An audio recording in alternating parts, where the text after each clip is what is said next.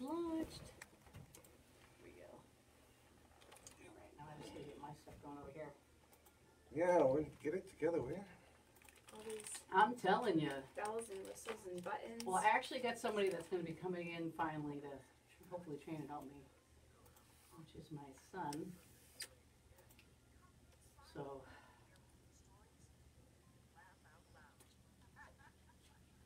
It's going to be a great topic this morning. Woo!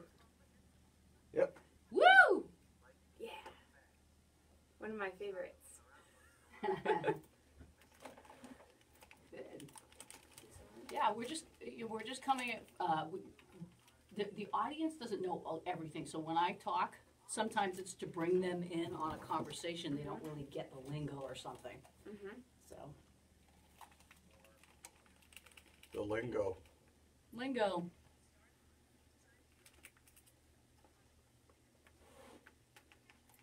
Not going too far with this. Good morning, friends in Greater Manchester. Welcome to In It Together. We are so glad that you've tuned in. If you'd like to find us on the web, you can go to inittogether.net. Listen live or to previous shows, even link to our Facebook, Twitter, YouTube, and LinkedIn. And if you like and follow us, you'll see that we are bringing out the best in people to influence positive change in this community and beyond.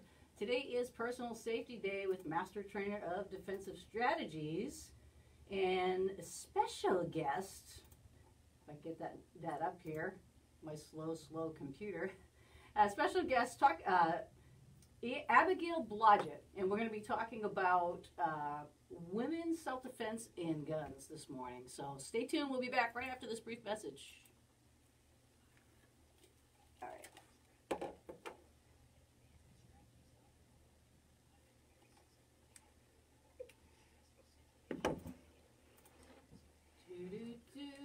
People send me all this crazy stuff.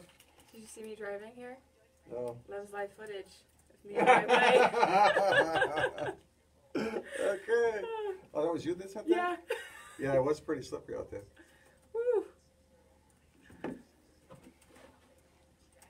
was a challenge just getting out the driveway. Yeah, it's really hard for me. I get up, I get breakfast in bed, and then I go out to my car, the snow's off, the car's running, and it's warm. Whew. And I only live over there. And Dave does that for you? He does. What a good guy. He is a good guy. Yeah. Yeah, that's pretty nice.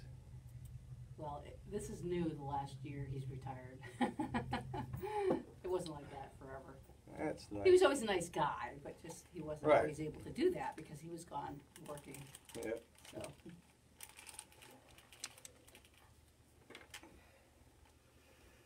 Let's see if I can see us in this recording.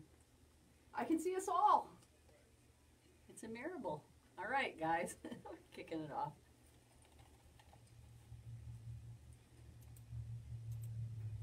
Welcome back to In It Together. Kicking off personal safety. Good morning, Bob. Good morning. How are you? And I'm doing well. And good morning to your guest, Abigail. It's glad to have you here. Good morning. And so this morning, obviously, the topic. Grab the tape. The topic of discussion is going to be women's self-defense and guns in particular as far as self-defense goes. And from what I hear, okay, I've been hearing things that Abigail has taken courses with defensive strategies as well. Oh, yeah. Are you a co-trainer? No, I'm not a co-trainer, Not but yet? I do. Not yet. Okay. Well, we'll do the fist bump when you're there. Good morning to, I want to say good morning to all of our internet radio listeners and also all of our live streamers. We welcome all of you. We appreciate, he said the show doesn't sound right. I'm going to tell you why. How's it sound now? Dave Green, my husband. I think it's because my mic was on. It's a good thing we have somebody on the outside. It is good. That's what we want that. So good morning, good morning, good morning, good morning. Lynn says hi to Abigail and Bob, and she put me last. Remember Lynn, right? Oh yeah, I know Lynn. Yeah, Yeah. it's because we're friends. She's the She put me on there for courtesy reasons. No, it's good to have you. Okay, he said there's no change in the sound. I didn't do it. Okay, hold on. I know what's wrong. Bob, just say hi, talk to them a little while I fix this. Okay, hi. How are you? How's everybody doing? How you doing, Abigail? I'm doing okay. How are you, Bob? Good. So the reason why I invited you today is I just wanted you to go over some of the trials and tribulations of your training, getting used to carrying, all that good stuff. Mm-hmm. You know? What's the biggest thing that you've had to overcome? I call it a process, basically. I think the first thing that I had to overcome was being afraid and trusting myself. Mm-hmm. I didn't grow up shooting. I was a complete newbie, complete novice, and going from somebody who knew nothing about guns to somebody who can trust themselves to walk around with a gun concealed regularly was probably the emotional struggle was actually what was the biggest Yeah, that is a big one. Now, does your gun have a safety? It does. Do you use it? No. Okay. So you're obviously getting to the point where you're very confident in your gun handling skills and everything.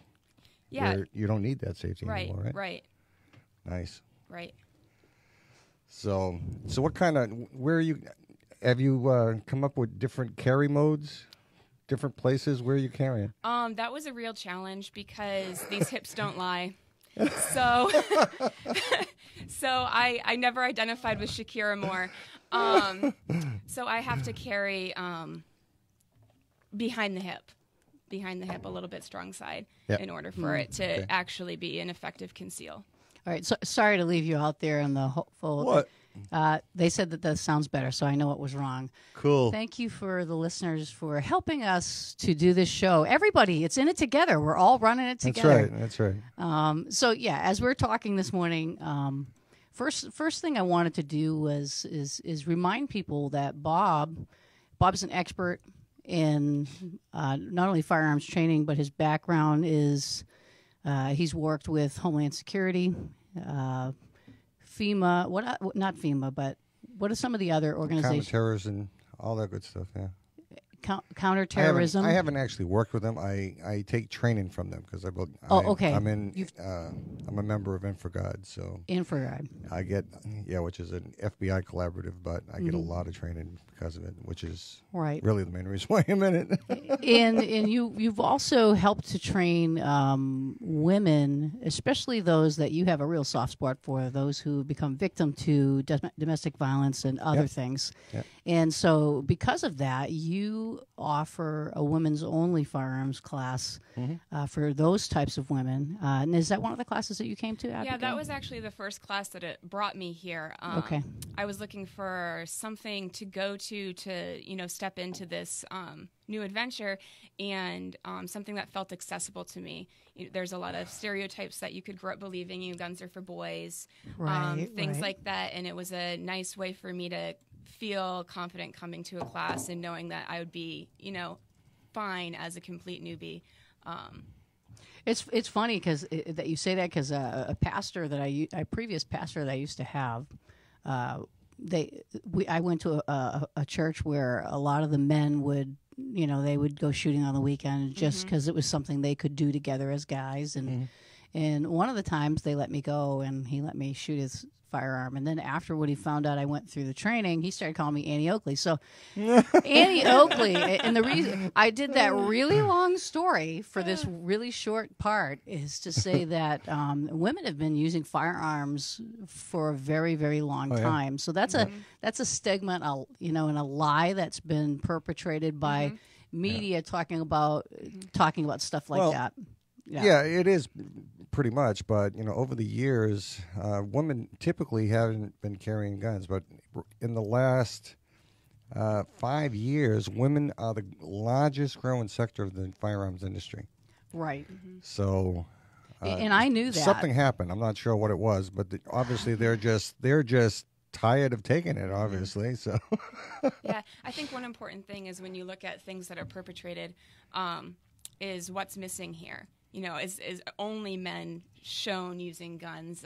Do you see yourself in there? What's being shown to your community? And no, absolutely. And I joined Bob. Let's see, I've known you almost 3.5, 4 years now, at least, yeah. And I met Bob through taking a class. A good friend of mine who is watching now, she's also an instructor, as I am with Bob. Her and I took the classes together. Of course, she has more time to teach with Bob. I'm not doing that right now, but we do this end where we try to let people know that we're here, Right. and so we all have our part. And so anyway, what was I talking about? It's a punchy morning, I'll tell you right now. Oh. But I'm Must be the snow. But no, I started taking classes. I've taken several. I can't remember how many. I have several certificates and stuff in from the basic training to the instructor training to the concealed carry training to the actual other concealed carry training where you actually practice with in the holster and you have targets and things where you're moving. And so there's been a lot of different things that I've been able to learn as well. And so I feel like Bob said, the last 5 years or so, women, it's increased. And I believe the reasoning for that is there's been a lot of laws that endanger women. They make them and they're not considering what happens to women. And some of those is the laws against how accessible firearms can be and things like that. We've seen stories where women have been, wounded or hurt by somebody who's gone after them for not because they had that waiting period or something for getting Another permit. thing I think that has changed over the past 5-10 years is we live in a very different world now. Okay, with the Obama administration, we had a great racial divide. All right, we've had riots in the streets, and everything. We just live in a very different world now. We got, with Obama, basically we had open borders. Okay, so we got a lot of violence in the United States. So people are scared about that. Right. It's not only women that is, but I see a lot of elderly too that are scared. They want to protect themselves. Yeah, and that's the one thing. The one thing I got to tell you, when I first met Bob, and this is Lori, his wife. Don't take this, but I fell in love with Bob, but not in that kind of way. But I did because of his heart for women and in the elderly. Like, he has donated his time more than anyone I know to go out in the community and share, the refuse to be a victim, making people understand situational awareness. What you even work with the Job Corps now, or what's it called? New Hampshire Job Corps. New Hampshire Job Corps. He does training for even sometimes the trainers, and has done training for even some of the police and first responders, right? Some of them. All right. Well, the reason I say that is because it's really important for people to know that this is personal to Bob when it comes to women, especially. He's very strong, opinionated, more than I am, and I have to tone him down a little bit sometimes. I can't imagine. I've seen you in action. But anyways, yeah, I know. There's no gray areas with me.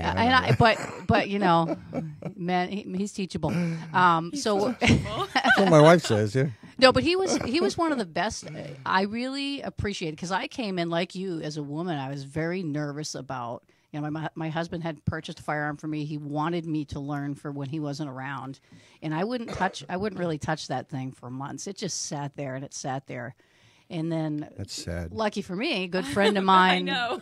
Lucky for me, a good friend of mine had already taken a class and wanted to get involved because she as a child was very interested in that and had handled firearms, and so as a sport. And so now, I went to the first class with her, and then we just continued. My husband and I took classes. But one thing that was great about the training with Bob, and I'm sure you found this too, was he was very patient as far as helping you to feel comfortable and to help you, answer all your questions. So that was something that was extremely important to me, because typically as a woman, you go into a kind of what you perceive to be a man's world. You kind of feel a little intimidated, and you expect the guy to be like, hey, "What are you, stupid?" And he wasn't like that at all. He was really great, and I appreciated it. And it actually helped me to relax a lot more so that I can learn better and build my confidence. Well, that's the whole point, is that you need to be relaxed, and if you're intimidated, you're not going to learn anything. Well, and see, this is one of the reasons he likes to train women, right, Bob? Is that you don't want them to be intimidated by someone, Right. and I think that's a really important aspect. I was kind of looking up a little bit this morning about. Let me just pull up this link about women in firearms. There's a couple of different articles I have here, but one of them.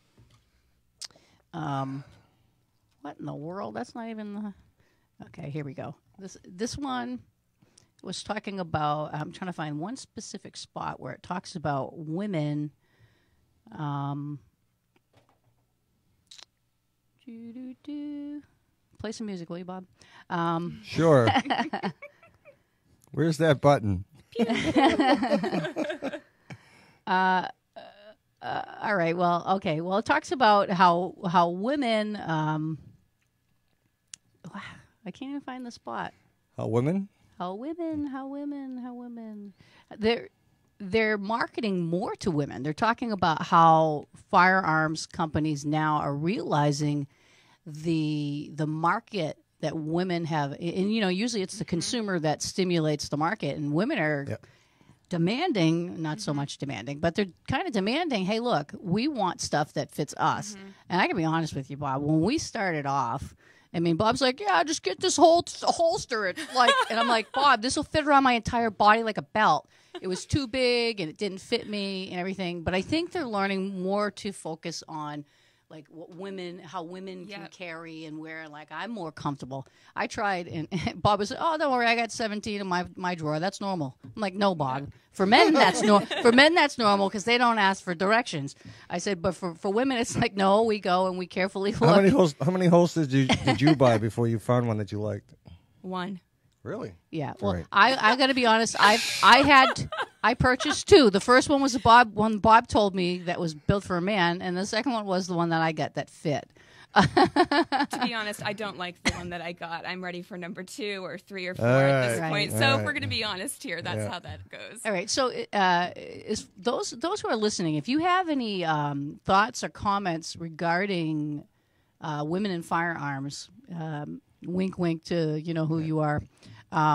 Feel free to either comment here or give us a call. The number is 603-384-3535. We'd love to hear from you. We welcome your input. Even if you disagree, just be nice. And if you have a question, because I'll tell you something, we want to answer questions. One of the things we do here is debunk some of the lies that have been perpetrated, not only about firearms, but, especially recent laws passed that don't protect women. We pass laws to protect women, and then we do something like this, and we don't protect women. So, tell me about your process, okay? I know women have different problems because, you got different attire, you got dresses, you got skirts, you got, and men, it's easy for men.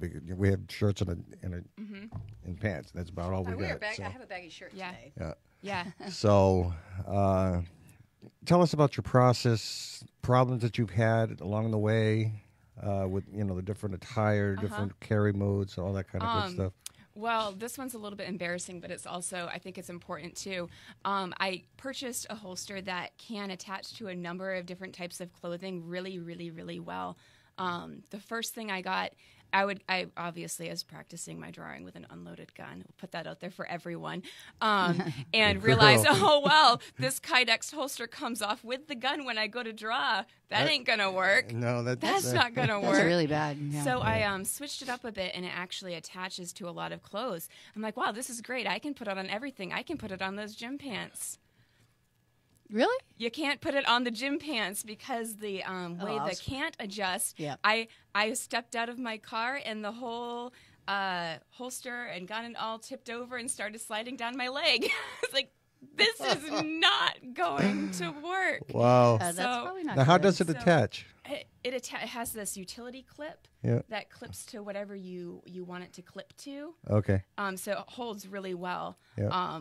At the same time, I have to, look at, just in general, not necessarily specific to this one holster, what do I value more, my safety or that outfit, and make some adjustments to my wardrobe even, or to how I live my life every day.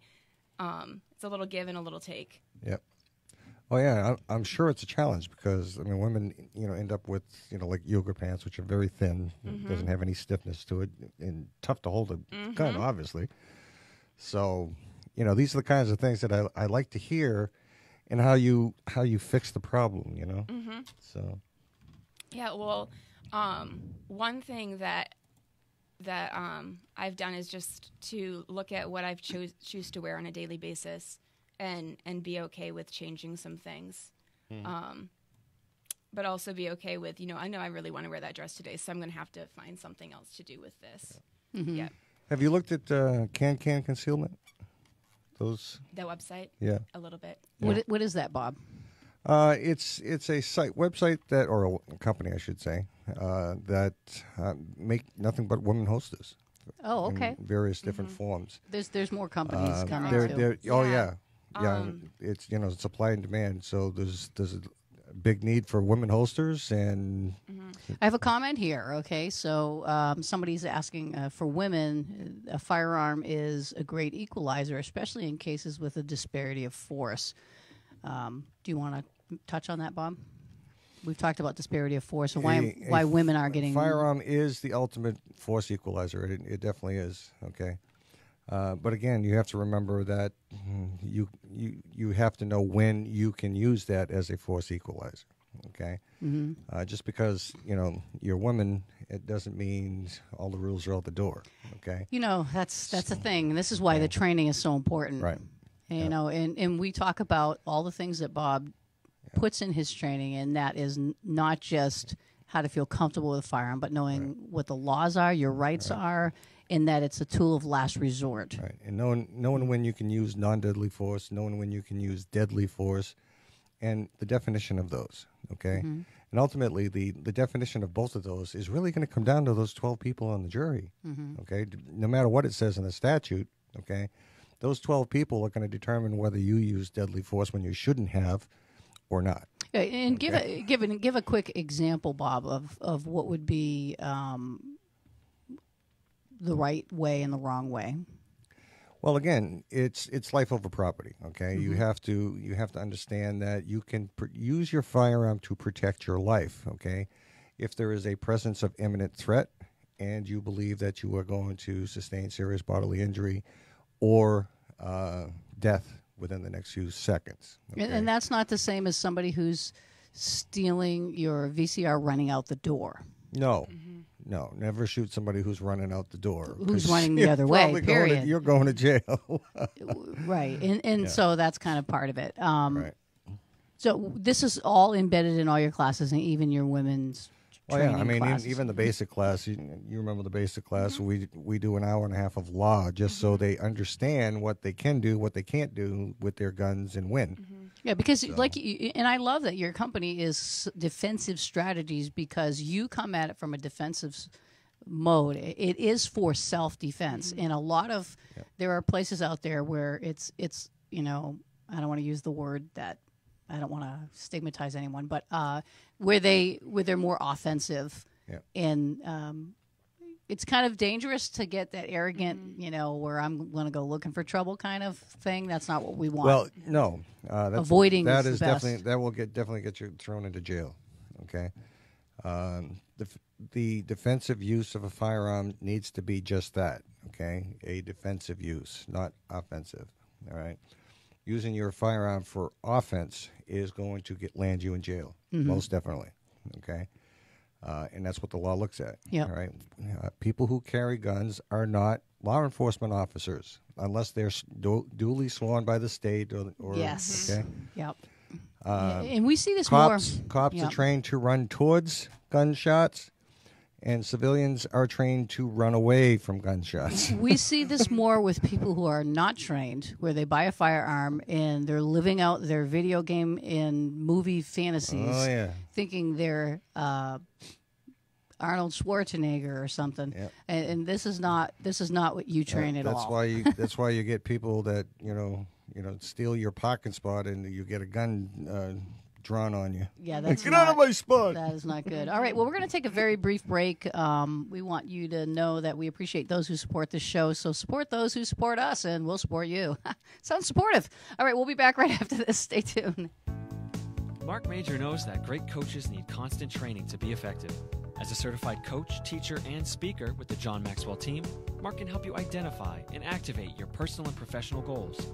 If you seek to do more and be more, look up Mark on the web at johnmaxwellgroup.com/MARC Major or call 603-674-6818. Mark Major, growing leaders and adding value.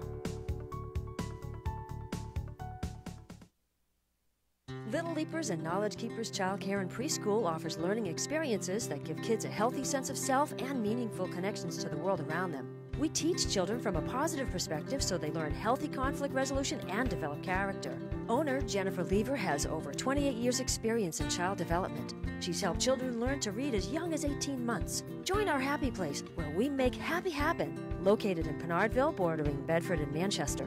Call today at 603-491-1780.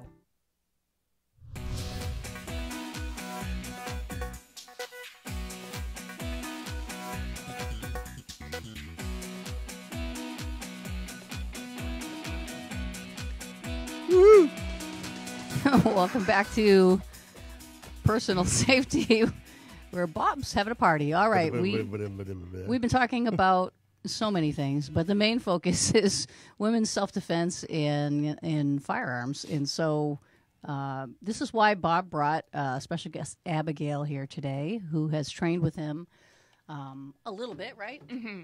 And why don't you tell us what your experience was in the training? I mean, you did start off telling us that you were a little bit nervous about it. And you know, that's to me, if you're not a little nervous when you've never done it, there's something wrong with you, because there's like this healthy fear that I think there might be something wrong with you anyways. Want to have. Okay, I'm shutting off Bob's mic now. But you know, there has to be this, you know, a healthy. I don't like the word fear, but a healthy respect for. Yeah. You don't want to be dangerous. So what was your experience? Right. I think it started off with, like you said, you know, being nervous or unsure. You know, am I doing this right? If I do one thing wrong, is this going to explode? Is it going to jump out of my hands and come back and hit me in the nose? All the things that go through your head because you saw that one person on a YouTube video who didn't know what they were doing. Yep. But being made to feel very comfortable in the classroom and at the range led me to be able to walk into a gun store and be confident enough to make my own choice and buy my first firearm, to be confident enough to know I can go to a range and work that firearm by myself, and I'm not going to, if there's a problem, I know how to solve it. So that's one thing that was the first steps that I went through. Right. And so what was the reasoning for you taking classes? That's something like, what's your story? This is a good one. Yeah, I think it's important, you know, because every woman has a different story and a different reason for why they want that. Some people have had their lives endangered. Some are alone. They live alone or in an area that, you know, they would take a while for someone to get there. Right. So what was your reason? There were a couple of reasons. I have lived for a long time, or had lived for a long time, believing and imagining myself in a scenario where I was attacked or suddenly victimized and thinking I was helpless. You know, what would I do? If there was an active shooting, would I hide under a table? And this doesn't mean you were paranoid, though. No. You were thinking about like, what would I being do? Proactive. You know, what would I do? And I actually found myself, I'm a teacher. And I ended up in a criminal justice course, so we'll go with that. It was kind of funny, that professor took it upon herself. She was one of the trainers for the state in active shootings and what to do and how to respond. She took it upon herself to do her presentation for our class, and it was the first time I'd ever been told, "You're not helpless." You know that. Just let's pause there for 1 second. Okay, this is important for women to hear this. You're not helpless. The old adage of, you know, we'll be fine as long as we have a man around or something like that we need to rethink that. Not that that's not great, and a man wouldn't help you if he was there, but they're not always there. That's right. Yep.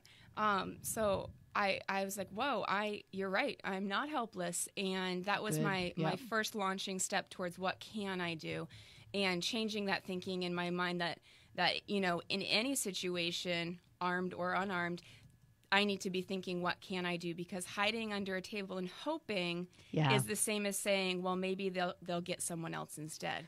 Well, that is helpless. I mean, as we've seen in school shootings and stuff, how many teachers, you're a teacher, you got children, you do it because you love them, because you're there, and it's like you're their second parent almost. And so there's a bond that teachers have with students that are probably second to a parent. And I'll tell you, Bob and I have had this conversation. What goes through the teachers' minds as the legislators are going back and forth about what they think they should do? Have they asked them? Because like you, your job is to love and protect these children while they're in your care, and off the bat feeling like everything's against you and you're helpless. And I got to be honest, there was just a bill passed. It hasn't been gone all the way to the governor yet, but I think it's 580. Help me out, Lynn. 565, where they were banning guns in schools here in New Hampshire. 564, banning guns in New Hampshire. I'm going to tell you, as a parent, if my kids were still there, they're grown now, but if my kids were still there, one of two things would happen. I would remove my kids from the school system, or I would go and find out how I can get involved to change that. Because you put them in harm's way. Gun-free zones we've seen do not work, right? As a teacher, you speak to us about that as a woman and a teacher. Well, first of all, just to clarify too, I do. I don't work in the public school system. But I have a lot of friends. But you can understand. I can. Yeah. I have a lot of friends who do, and I would not want them sitting behind signs that essentially say "hunters sitting ducks this way." Right. So I think that's really something that comes from fear bred from ignorance. Thinking if we put a sign, that's going to do something. Well, and we've seen that doesn't work with all the shootings. You put a gun-free zone up, and that immediately tells the person who doesn't care what the laws are that this is an easy target. Right. And one of the reasons people in Massachusetts have said, and I think we talked about this last time, Bob, that they don't come to New Hampshire to steal and be criminals because they don't know who has the guns. Right? And so it's good to keep them thinking. We don't ever want them to know that. Yep, and criminals will tell you that right from their jail cells. Well, and this is how they select their victims. That's why a lot of them are not coming over the border from Massachusetts. Okay, because Massachusetts it's wide open. I'm remembering the conversation we had, Bob, last time about this was a law enforcement or a lawyer guy had gone and talked to criminals who were in prison and asking them what they looked for targets, and it wasn't just a couple people. He went and asked a lot to find the same exact thing of what kind of targets they look for, and clearly it's always going to be an easy target. Clearly, and so where can you go? Yep, they look for people who are not paying attention, the weak. Okay, they look for vulnerability. Yep. That's a big word for early in the morning. Right, and you almost ran out of coffee, so. Yeah, I'm out of coffee now. Oh, that's probably the problem. It's sad. All right, you're shut off then. So, but I feel like from a women's perspective, and you and I can relate, having children or being, having children in our care. I used to work at a school for about 4 years, and I was the front person when somebody would come in.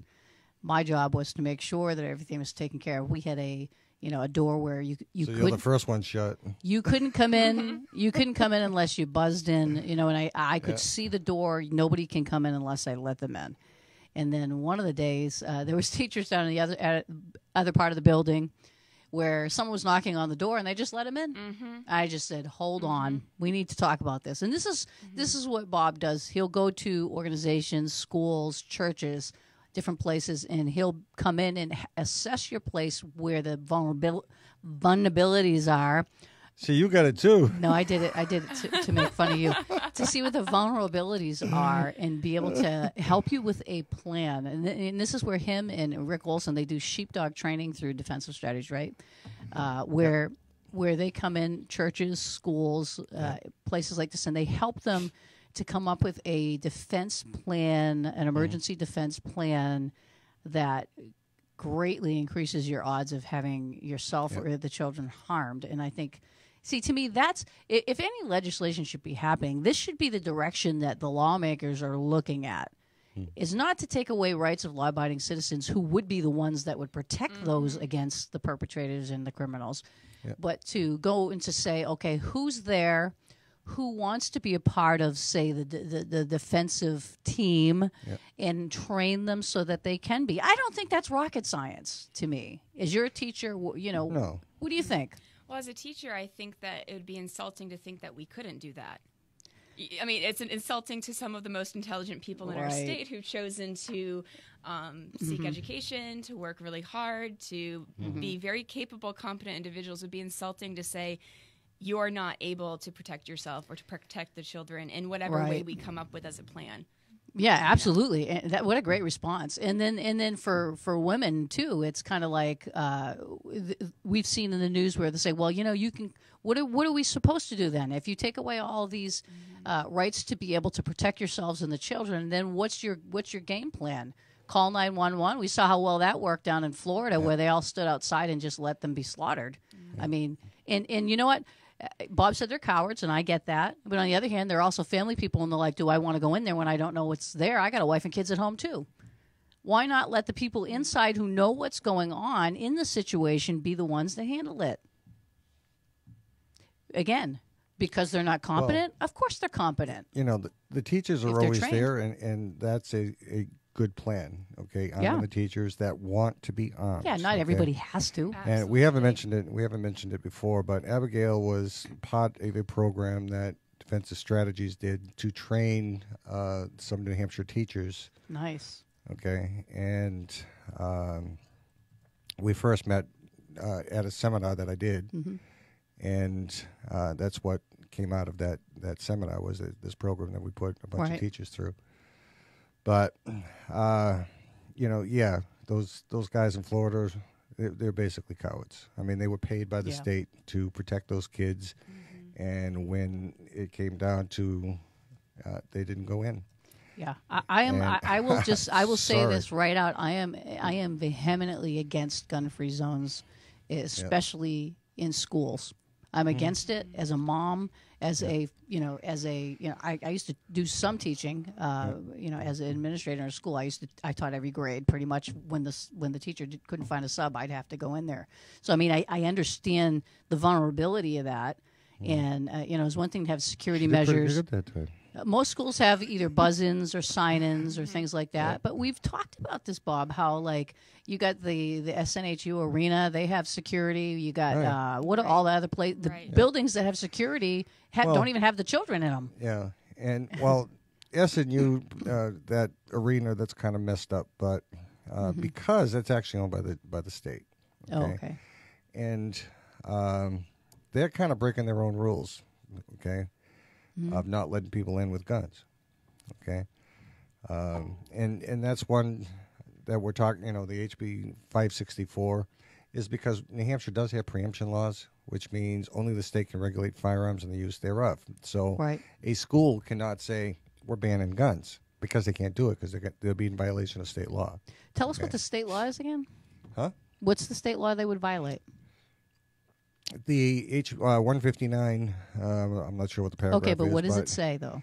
It says that only the state can regulate firearms and the use thereof. Okay, which means Manchester can't come up with ordinances for guns. Okay, because everywhere you go in New Hampshire, the gun laws are exactly the same. So, while we're talking about this, and I know we're talking about women in self-defense, but I believe this fits in women in self-defense. There are more women teachers in the schools than there are men. And I believe, like she said, as a teacher, we need to talk to our governor, and let him know. We've had people up there fighting for this, and it's still passed. And well, it's because of this last election, we lost the House, we lost the Senate, and the Executive Council. However, Sununu has said, and Abigail was right, it is House Bill 564 that passed. Mm-hmm. And Sununu has said that he's going to veto all these gun bills. So, well, Governor Sununu, we say to you right now, we're going to hold you to it. get that red pen out. We are going to hold you to it There's some bills coming putting down our kids to in you. danger, I would say mass exodus out of the schools. There are so many ways to teach your kids, and if you want to know how, come to me. I did it. I homeschooled my kids part of the time. I've helped other families do it.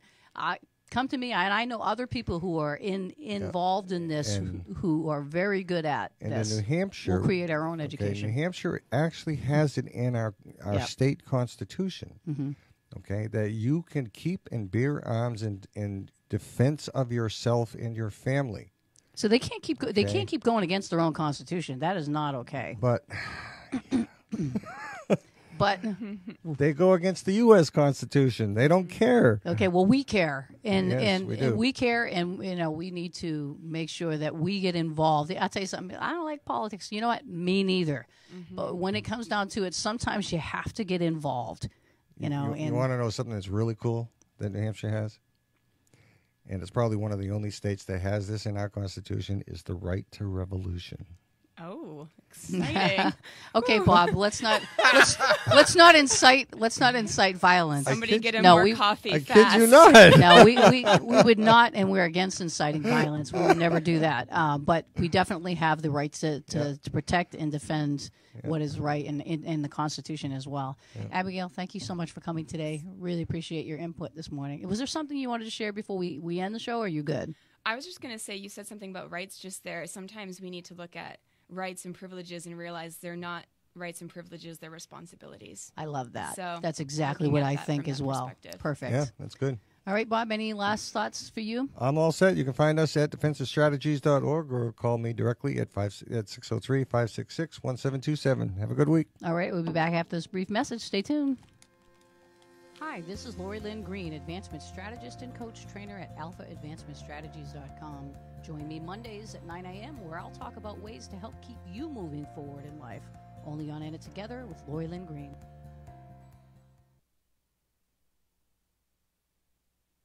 Hi, I'm Jen Lever, anchor of the Recovery Now segments. Join me Tuesdays at 9 a.m. where I offer support to families struggling with addiction. Hear personal stories, learn the signs of addiction, and get help for your loved ones. Only on In It Together with Lori Lynn Green. All right, that concludes today's personal safety. If you want to join us tomorrow, we are going to have somebody in the community coming.